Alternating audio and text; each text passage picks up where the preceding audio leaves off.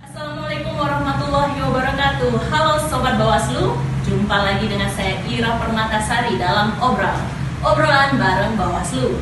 Hari ini, di episode kali ini sangat spesial karena kita kedatangan narasumber yang sangat spesial pula. Dia adalah Ketua Bawaslu Provinsi Gorontalo, Bapak Jaharudin Umar. Ini saya Mas masker ya, saya. Silakan. Ya, baik. Ya, Bapak, ini saya panggilnya Bapak Jaharudin, Bapak Umar, atau Bapak JU. Oh ya, Bapak JU saja. Bapak JU. Boleh disingkat. Iya. Ya Bapak JU, kali ini Pak kita mau ngobrolnya yang santai aja ya Pak ya. Iya. Obrolan santai kita ini mengenai Pusat Pendidikan Pengawasan Pemilu Partisipatif atau P5 ya Pak ya. Nah, ini kan dibagi menjadi 3 tingkatan Pak, mulai tingkat dasar, kemudian tingkat menengah, dan tingkat lanjut. Iya. Nah, Pusat Pendidikan Pengawasan Pemilu Partisipatif ini seperti apa Pak? Dan bagaimana implementasinya? Ya, baik, terima kasih Mbak Ira. Jadi seluruh penonton yang menyaksikan diskusi kita pada episode kali ini, Bismillahirrahmanirrahim. Assalamualaikum warahmatullahi wabarakatuh. Waalaikumsalam. Hadirin semuanya yang saya hormati, para penonton semua yang saya hormati, saya cintai dan saya banggakan. Syukur alhamdulillah sore hari ini kita bisa diskusi kembali pada episode khusus ya mengenai Pusat Pendidikan Pengawasan Pemilu Partisipatif. Jadi lebih awal saya menyampaikan, kami baru selesai diundang di Jakarta untuk membahas berbagai hal kaitannya dengan program P5 ini. Jadi program pendidikan pengawasan pemilu partisipatif ini sebetulnya ini adalah salah satu program prioritas nasional. Nah, kenapa menjadi program prioritas nasional? Karena sesungguhnya amanat undang-undang menegaskan kepada Bawaslu untuk mengembangkan program pengawasan partisipatif. Nah, dari situlah kemudian Bawaslu kemudian mendesain program pendidikan yang di dalamnya ada namanya SKPP, Sekolah Kader Pengawasan Pemilu Partisipatif. Nah, program ini sudah 3 tahun. Jadi sejak tahun 2019, 2020 dan 2021 tahun ini. Nah, bagaimana program ini? Ini sebetulnya adalah untuk memberikan pemahaman kepada masyarakat, untuk memberikan pendidikan kepada masyarakat tentang bagaimana pengawasan pemilu, yang tujuannya tentu adalah mendorong partisipasi publik, partisipasi masyarakat agar bisa bersama-sama dengan Bawaslu dalam mengawasi tahapan pemilu dan pilkada atau pemilihan gubernur, bupati, wali kota. Nah, kaitannya dengan itu, maka kemarin dibahas soal pelaksanaan program SKPP tadi. Jadi program P5 ini sebetulnya ada banyak agenda, ada banyak program. Salah satunya dalamnya adalah soal SKPP. Nah, bagaimana pelaksanaannya? Bawaslu hari ini sudah melaunching, sudah menyampaikan kepada publik kaitannya dengan pendaftaran dan syarat-syarat yang harus dipenuhi oleh masyarakat yang ingin menjadi peserta pendidikan di dalam SKPP. Nah, syarat-syarat itu bisa dilihat dalam website Bawaslu. Ada kurang lebih 15 poin. Pertama soal umurnya harus 20 tahun sampai dengan 30 tahun. Lalu kemudian dia belum pernah mengikuti program SKPP sebelumnya. Nah, ini juga ini penting karena tentu ketika yang bersangkutan sudah mengikuti program SKPP, maka dan kemudian dia dinyatakan sudah lulus, maka tentu tidak mengikuti lagi. Nah, lalu yang berikutnya adalah dia bukan partisipan dari salah satu peserta pemilu tertentu. Jadi tidak boleh dia menjadi anggota partai, tidak boleh dia menjadi tim sukses. Intinya kesimpulannya dia harus orang yang netral.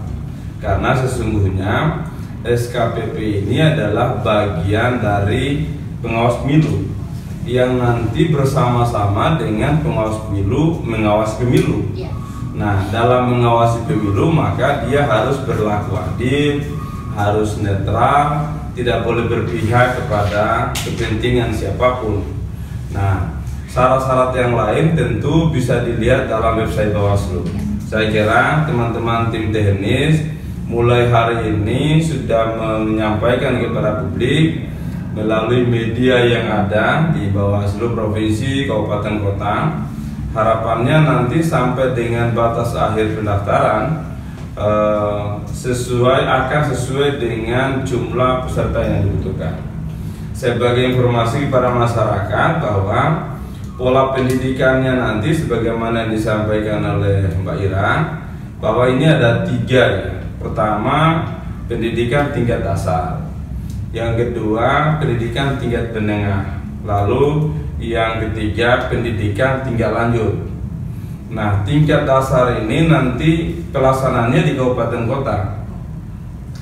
Nah, di kita bersyukur dari 6 kabupaten kota itu kita usulkan semuanya adalah menjadi kabupaten yang disetujui untuk menjadi peserta SKPP.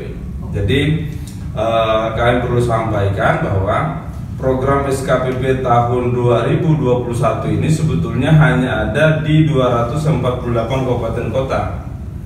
Jadi dari 514 kabupaten kota se-Indonesia awalnya diprogramkan hanya 248. Nah, berdasarkan hasil pembahasan bersama kemarin disetujui ada di 301 kabupaten kota.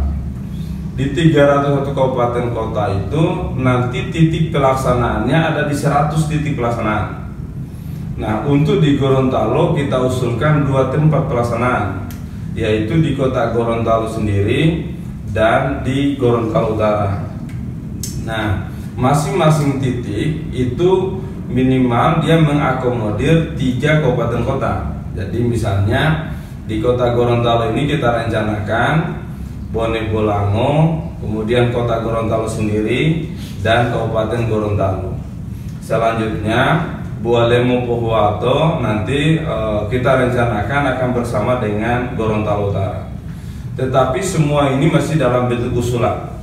Jadi ini bentuk usulan yang kemudian nanti Bawaslu RI akan melihat progres pendaftaran.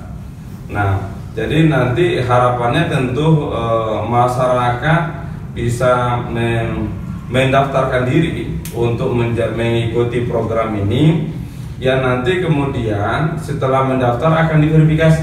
Jadi tidak serta-merta langsung disetujui, tapi dia diverifikasi dulu. Diverifikasi oleh Bawaslu RI setelah dinyatakan memenuhi syarat, sehingga kemudian akan mengikuti pendidikan tingkat dasar yang tadi sudah kita usulkan di kota Gorontalo dan Gorontalo Utara. Nah, 1 titik pelaksanaan ditentukan pesertanya itu 100 orang. Jadi misalnya di kota Gorontalo ada 100 orang, lalu kemudian di Gorontalo Utara 100 orang. Ini adalah peserta dari kabupaten kota yang tadi kita sampaikan di 1 titik itu mengakomodir 3 kabupaten kota. Selanjutnya, peserta yang dinyatakan lolos dan yang terbaik nanti akan mengikuti pendidikan tingkat menengah. Tingkat menengahnya di provinsi. Nanti kita ambil di setiap kabupaten kota akan ada 5. Jadi 5 peserta terbaik itu nanti akan dididik akan mengikuti pendidikan tingkat menengah di tingkat provinsi. Nah, lalu kemudian setelah kita didik, ini kan ada 6 kabupaten kota, ada 30 orang. Nah, dari 30 orang ini nanti yang lolos dan dinyatakan terbaik 5 orang itu akan mengikuti pendidikan tingkat lanjut.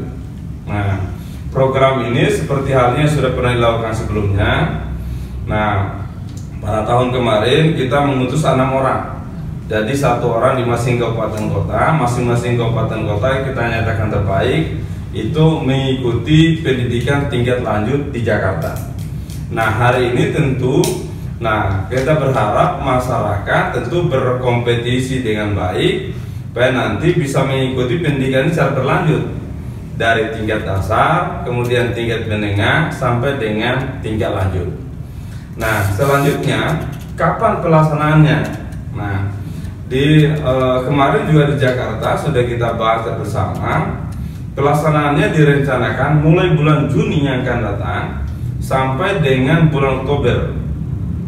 Nah, ini pun juga ini menyesuaikan dengan agenda Bawaslu RI, karena direncanakan instrukturnya nanti selain dari Bawaslu Kabupaten Provinsi se-Indonesia juga dari Bawaslu RI, termasuk juga tim pakar yang lain.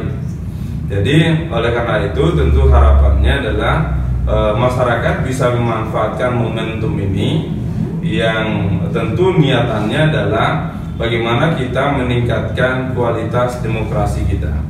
Sebagaimana amanat konstitusi bahwa pelaksanaan pemilu harus luber dan jurdil, dan Bawaslu diamanahkan untuk mengawal proses itu, maka tentu Bawaslu berharap ada partisipasi masyarakat untuk kemudian bersama Bawaslu mengawasi tahapan pemilu dan pilkada. Sejak awal Bawaslu punya slogan, bersama rakyat awasi pemilu, bersama Bawaslu tegakkan keadilan pemilu. Nah, saya kira itu Mbak Ira. Kalau ada hal yang perlu ditanyakan, perlu kita kembangkan, kita diskusikan, saya kira melalui host ya, silakan. Ya. Jadi Pak, setelah kita tahu ya Pak, yang manfaatnya sangat besar ya, SKPP ini, baik dari untuk Bawaslu ataupun dari masyarakat. Nah, kemudian apa aja sih Pak tujuan dari SKPP ini sendiri Pak? Ya, jadi sebetulnya tujuannya ada, pertama bahwa ini untuk memberikan pemahaman kepada masyarakat. Nah, ini kan namanya saja diklat ya, pendidikan pengawasan pemilu partisipatif. Jadi nanti masyarakat kita akan berikan materi yang kaitannya dengan bagaimana mengawasi tahapan pemilu. Lalu kemudian juga nanti bagaimana dia melaporkan apabila misalnya di lapangan dia menemukan ada dugaan pelanggaran pemilu. Jadi nanti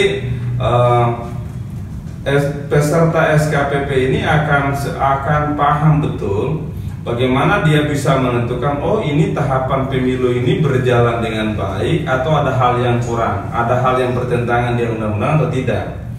Nah, oleh karena itu pendidikannya adalah mulai dari regulasi tahapan pemilu, lalu kemudian soal teknis penyampaian informasi, penyampaian laporan kepada Bawaslu. Nanti tentu ini akan diberikan secara maksimal kepada peserta.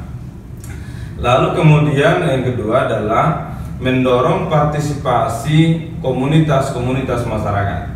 Kita ini kan sebetulnya masyarakat kita ini ada kelompok-kelompok tertentu ya. Ada NGO, beberapa NGO atau non-government organization. Kita berharap baik itu adalah organisasi sosial, organisasi keagamaan, ini juga bisa berpartisipasi dalam bersama Bawaslu. Karena sesungguhnya Bawaslu menyadari untuk menegakkan hukum ini tidak bisa sendirian. Untuk mengawasi dan menegakkan hukum pemilu ini tidak bisa sendirian. Maka tentu harapannya komunitas-komunitas masyarakat tadi, organisasi-organisasi sosial kemasyarakatan ini bisa bersama dengan Bawaslu untuk kemudian bersama-sama mengawasi dan menegakkan hukum. Lalu kemudian berikut ini tentu tujuannya adalah untuk mendorong masyarakat agar kita ini punya pemahaman yang sama, punya visi yang sama, punya tujuan yang sama. Karena sesungguhnya dalam pelaksanaan pemilu dan pilkada biasanya atau sering terjadi kita ada pertentangan antara penyelenggara pemilu dengan masyarakat. Jadi contoh misalnya ada praktek politik uang. Nah, Bawaslu hadir menyatakan bahwa itu tidak boleh politik uang. Nah, tapi kemudian masyarakat ada yang menyatakan, nah ini kan momentum pilkada ini ya kadang-kadang dia dijadikan momentum untuk bisa mendapatkan rezeki. Nah, ini kan tidak boleh. Oleh karena itu mendorong masyarakat untuk punya pemahaman yang sama gitu. Kalau kita menyatakan politik uang itu tidak boleh, maka masyarakat juga menyatakan itu.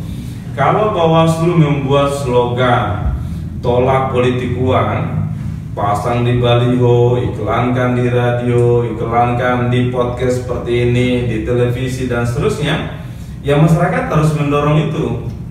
Nah, sehingganya harapan kita adalah setelah mengikuti pendidikan ini, lalu kemudian dia juga nanti bisa menjadi perantara Bawaslu. Jadi pendidikan ini tidak hanya sampai kepada peserta yang kita didik. Jadi misalnya pesertanya 100 orang ini di satu titik tadi. Katakanlah di Kota Gorontalo ada 100 orang yang kita didik, ada dari Kabupaten Gorontalo, Bonebolango dan Kota Gorontalo sendiri.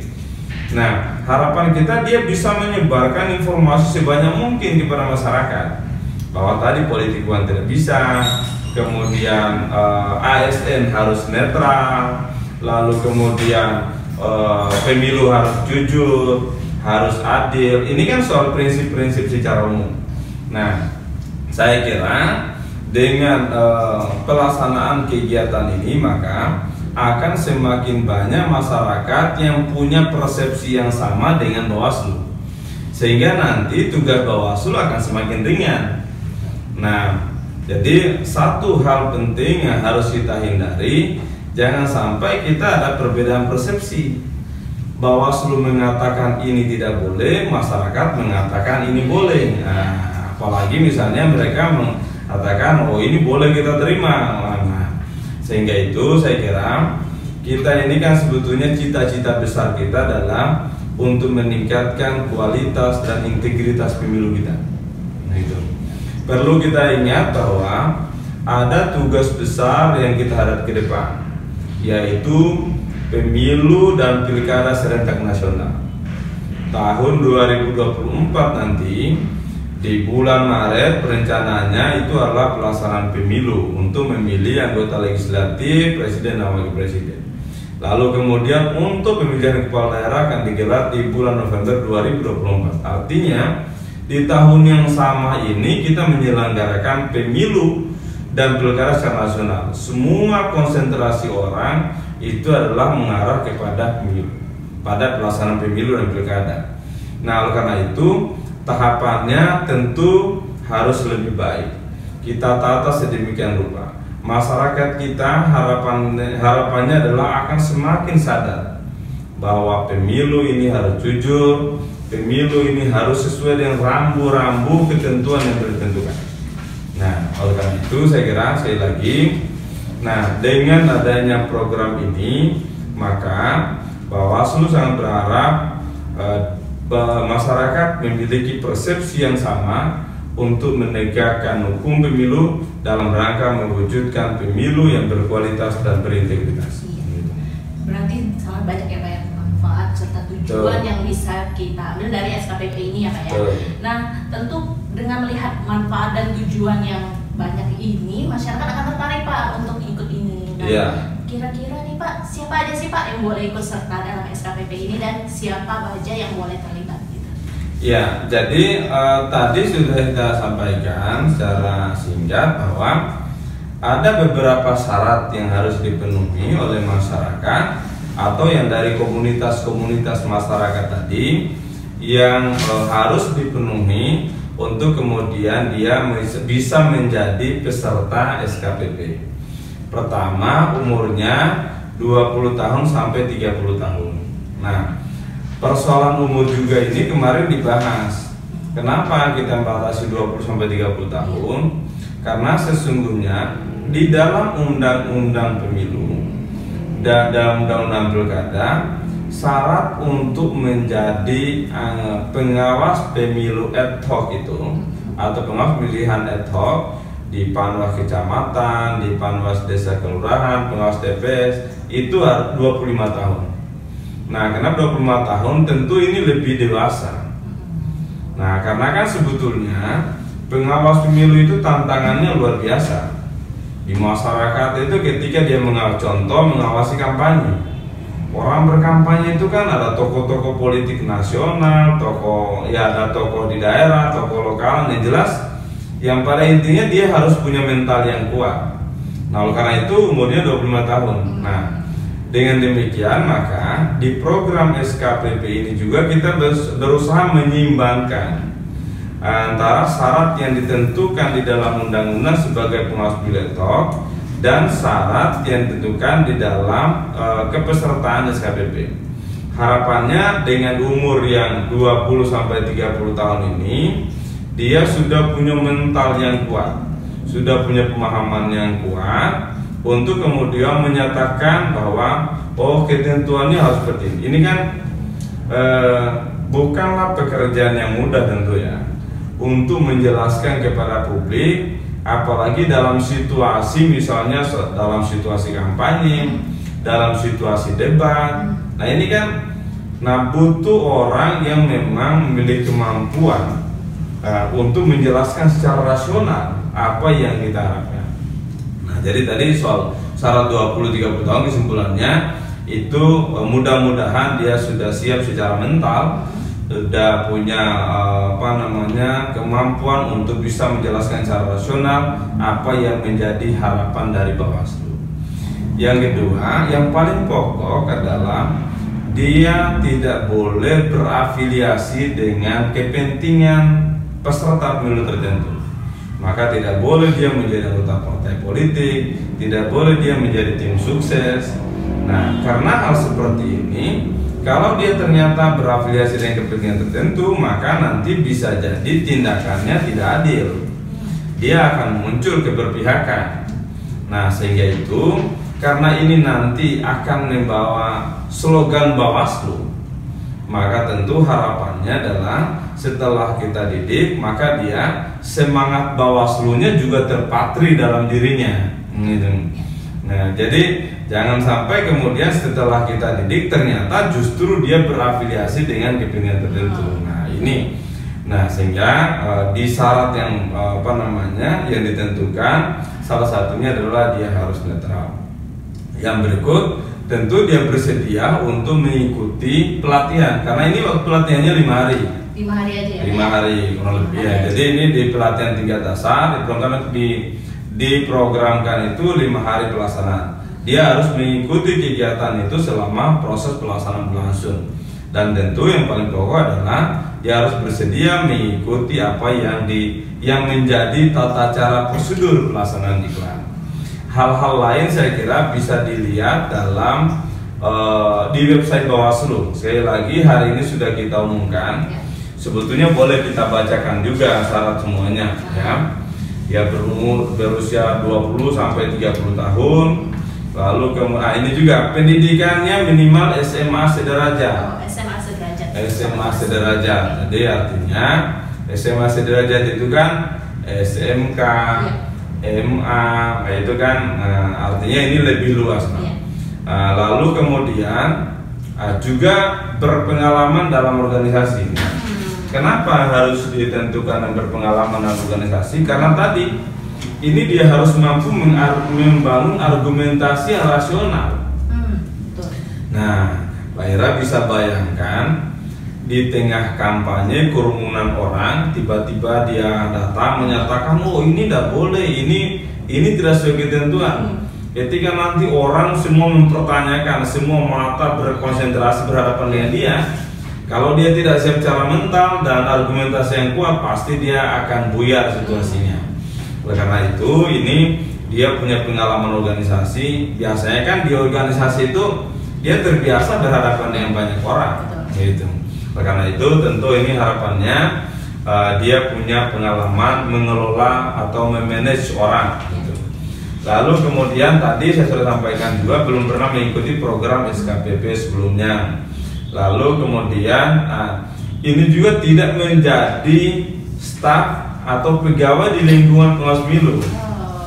Nah, kemarin juga jadi perdebatan, kenapa kok ini harus dibatasi? Karena sesungguhnya ini adalah untuk menyebarkan informasi Bawaslu. Kalau pegawai kan sudah hari-hari bersentuhan dengan Bawaslu. Kita ingin merekrut orang luar Bawaslu supaya apa yang menjadi harapan Bawaslu ini semakin banyak orang ketahui. Nah itu. Yang berikut, dia mendapatkan izin dari instansinya. Jadi kalau misalnya dia bekerja di suatu instansi, maka dia harus minta izin kepada pimpinannya. Saya mau ikut SKPP ini, gitu kan? Nah, lalu kemudian tidak pernah terlibat dalam kasus hukum. Nah, ini juga saya kira kita berdoa mudah-mudahan, karena Bawaslu ini kan sebetulnya penunjuk kebenaran, gitu kan? Kita ini lembaga yang memang dituntut untuk menjaga integritas. Kita mengarahkan semua stakeholder yang terkait dengan pemilu harus berintegritas. Maka tentu orang-orangnya juga harus berintegritas. Itu. Jadi tidak boleh terlibat pada kasus hukum, perkara hukum. Lalu kemudian ini juga sehat jasmani, rohani, dan bebas narkoba. Nah, hal-hal seperti ini sekali lagi ini bisa dilihat dalam website Bawaslu yang sudah diumumkan mulai hari ini.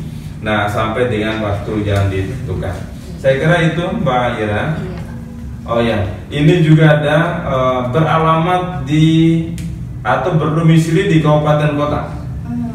Jadi begini, tadi saya sampaikan di 248 kabupaten kota yang diprogramkan pada awalnya, sekarang itu bergeser menjadi 300 kabupaten kota. Di Provinsi Gorontalo kita bersyukur semua kabupaten kota ini kita usulkan. Artinya mau dari manapun dia, mau dari Purwato, Bualemo, kemudian Gorontalo Utara, Kabupaten Gorontalo, sampai dengan di Kota Gorontalo dan Bonebolamo, ini semuanya boleh kan?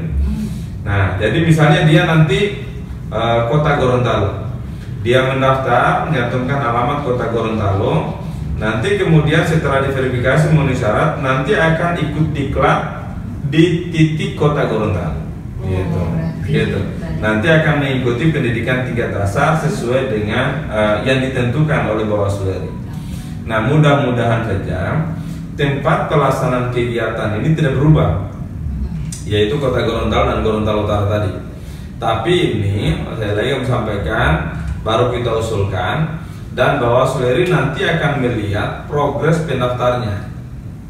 Jadi nanti akan dievaluasi per pekan. Ini minggu depan akan dievaluasi lagi, akan diundang beberapa pejabat terkait untuk membahas tindak lanjut persiapan pelaksanaan kegiatan.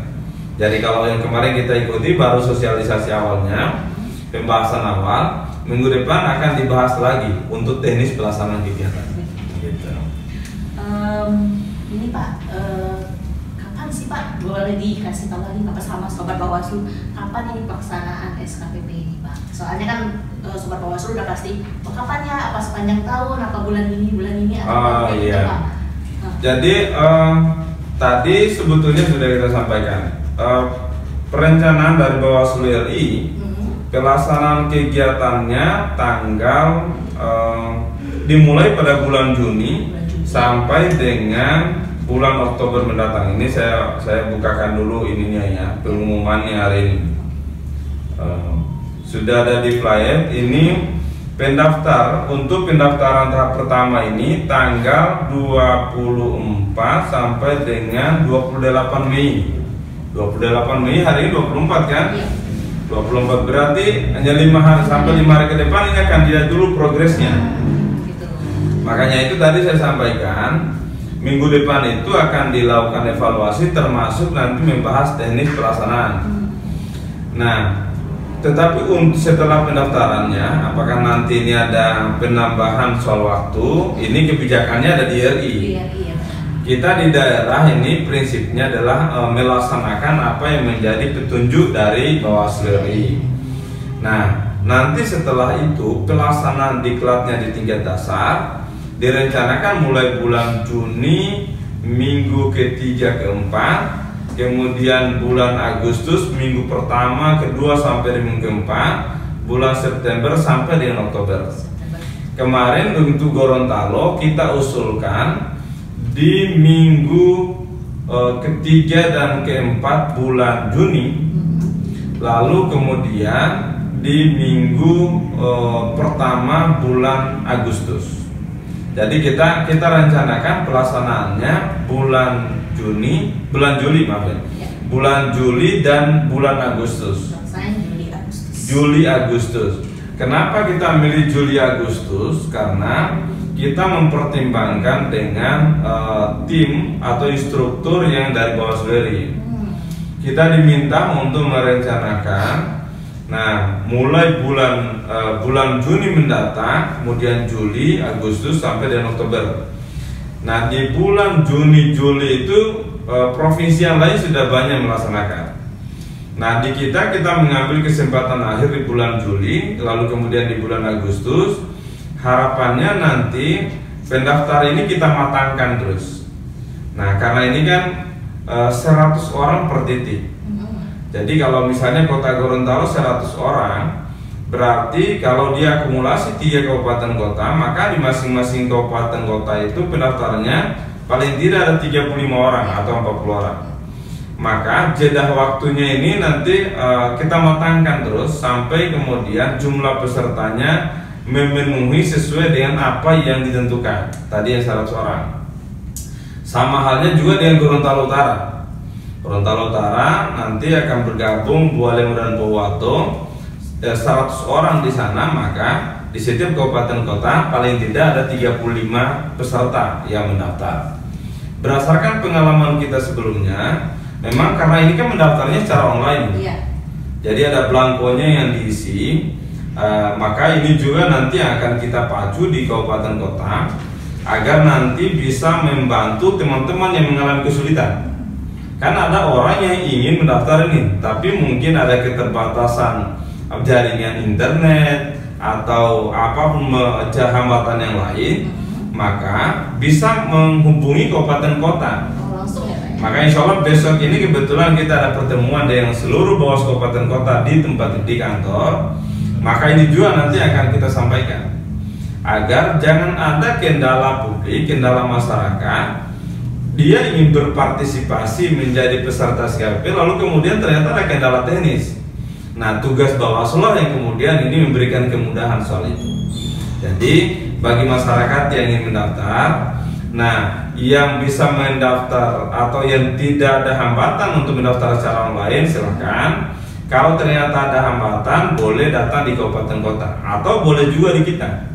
Di kita saya kira teman-teman tim teknis bersedia. Aku yakin 1x24 jam bisa dilayani oleh teman-teman, diberi petunjuk bagaimana caranya untuk bisa mendaftar. Nah, sehingga itu kesimpulannya bahwa untuk pendaftaran tahap awal ini kita maksimalkan di bulan Mei. Lalu kemudian nanti untuk selanjutnya tentu kita menunggu kebijakan dari Bawaslu RI. Lalu kemudian waktu pelaksanaannya kita rencanakan di bulan Juli dan bulan Agustus. Ini pun juga kalau tidak ada perubahan.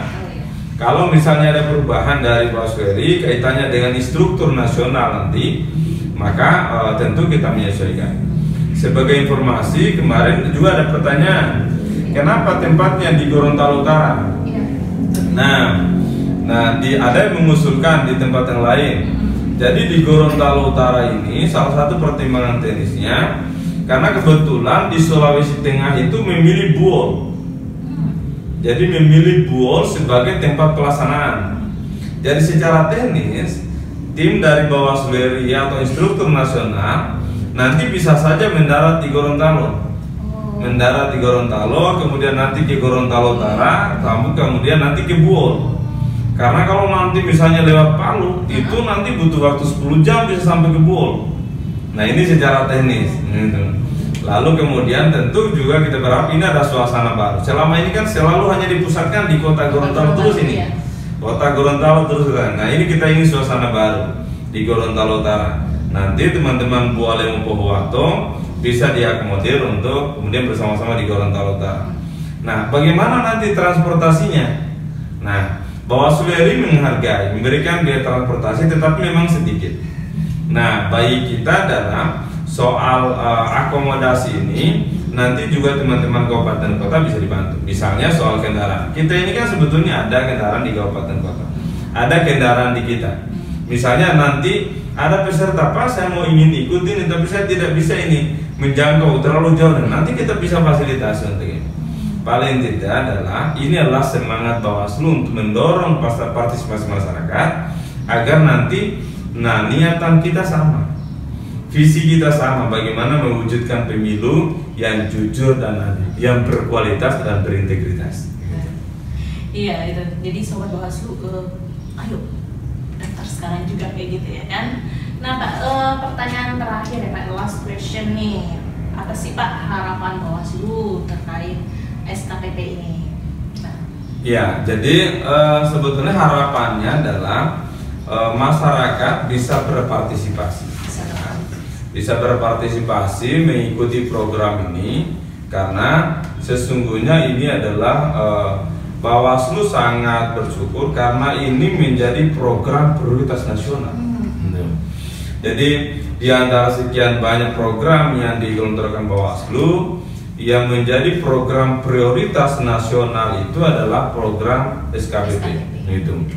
Nah, oleh karena itu tentu harapannya masyarakat ini bisa terdorong, ya, dan nanti bisa mengikuti program ini, karena sesungguhnya tadi di awal saya sampaikan untuk mengawasi dan menegakkan hukum pemilu, maka Bawaslu tidak bisa kalau hanya sendirian, tentu harus bersama rakyat untuk menegakkan keadilan atau menegakkan kedaulatan rakyat dalam pemilu.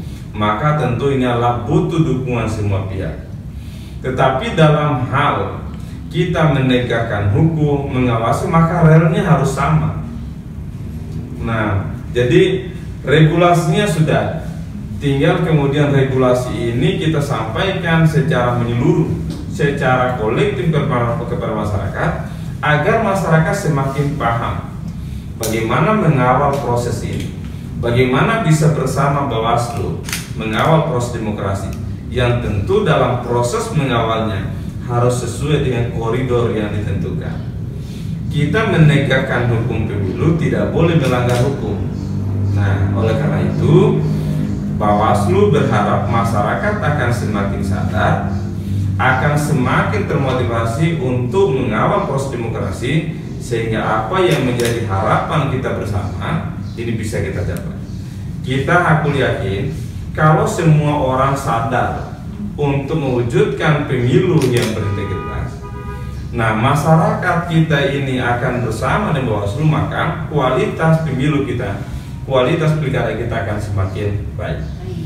Nah, satu hal yang saya kira hari ini misalnya, setiap kali selesai pemilu dan pilkada, tetap saja ada gugatan di Mahkamah Konstitusi.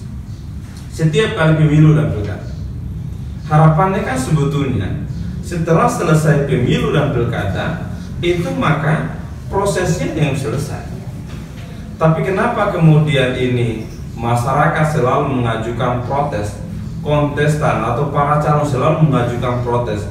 Karena mereka melihat ada hal yang kurang dalam proses ini, ada celah hukum yang dilakukan dalam proses. Oleh karena itu, kalau kita sama-sama sadar, kita sama-sama mengawal proses ini, kita yakin begitu selesai proses pemilu, maka orang akan dengan senang hati menerima hasil pemilu. Nah, kalau orang dengan senang hati menerima hasil pemilu, nanti kemudian ditetapkan dan dilantik sebagai pemimpin, nah harapannya dia mampu membawa aspirasi masyarakat, maka sesungguhnya tentu ini harus lahir dari proses yang baik. Nah, maka niatan kita, proses yang baik harus kita tegakkan untuk mewujudkan pemimpin yang berkualitas, pemimpin yang menjadi harapan umat dan bangsa kita. Saya kira itu, aku yakin itu bisa tercapai dengan kerjasama kita semua.